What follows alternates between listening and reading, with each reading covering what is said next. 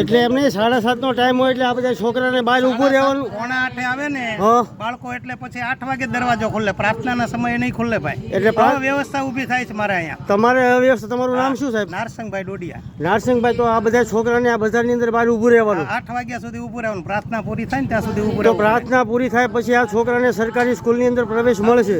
હા. ત્યાં સુધી નહીં મળે? નહીં. પ્રાર્થના સમય દરમિયાન સમયે નહીં આવે એટલે દરરોજ આવું થશે. રોજ આવું થશે? હા. ટૂંકમાં છોકરાને ટાઈમે તો આવવું પડે ને યાર. તમે વાલી તરીકે વાલી તરીકે ના, હું વાલી તરીકે નથી તમને કહેતો. હું પૂછું છું કે આ તમારું નામ જો આ બધા છોકરા અહીંયા બહાર બજારની અંદર ઊભા છે, આ મેન બજાર છે, એટલા છોકરા વીયા ગયા. જો આ બધો પરિવારના બહાર ઊભા છે અને આ પ્રિન્સિપાલ, તમે પ્રિન્સિપાલ છો ને? આ પ્રિન્સિપાલ છે. પ્રિન્સિપાલ પોતાની ભક્તિ હાકે છે અને દરવાજો અત્યારે અંદરથી એને તાળું મારી દીધું છે. સમયે ન આવે બાળકો તો નિયમિતતા તો હોવી જોઈએ ને શાળાની. અત્યારે તમે તાળું મારી દીધું છે અંદરથી. અને તમે બધા છોકરાને ટૂંકમાં બટા તમે ક્યારે આવ્યા? 7:30 આવ્યા છતાં બહારથી તાળું મારી દીધું. કેટલા વાગ્યા? 8 ને 5 થઈ છે. જો અત્યારે જો દરવાજો બંધ છે, દરવાજાને તાળું મારી દીધું. તમે એમ નહીં, દાદાગીરી નથી. વાલીની અનિયમિતતા છે. વાલીની અનિયમિતતા છે. તમે સમય દરેક નિશાળમાં હોય જ તે. તમે અનિયમિત છો સાહેબ. તમારા બાળકોને સમય મૂકવા નથી આવતા સાહેબ. આખો દિવસ તમારી પાછળ જ રહેવાનું. અત્યારે તમારી નો આવે. શાળાના નિયમો હોય ને ભાઈ. શાળાના નિયમ. સરકાર એમ કે છે તમે સરકારી સ્કૂલની અંદર બાળકોને મોકલો અને તમે અંદરથી તાળા મારી દો. એમની સરકાર એવું કહે છે કે તમે સરકારને તમે તાળા મારી દો. એનો મતલબ એવો છો કે તમારે પ્રાઇવેટની હારે સાઠગાંઠ છે. નહીં, છોકરાઓ કોઈ છોકરાને પણ પ્રાઇવેટ શાળા છે નહીં.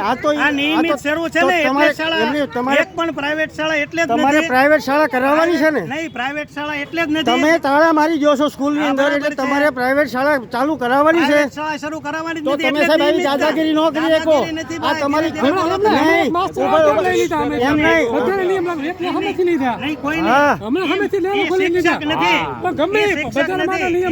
ગેસ તરીકે આવેલા છે સાહેબ. તમે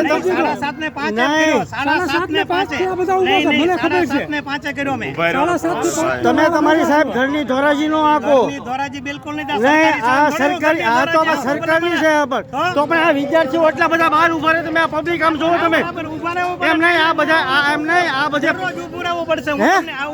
એટલે હું આ તમારી પેઢી છે એમ નહીં, તમારી માલિકી છે એમ નહીં. તો તમે કેમ ઉભા રહેશો? હા, એમ નહીં. તો તમે એમ નહીં,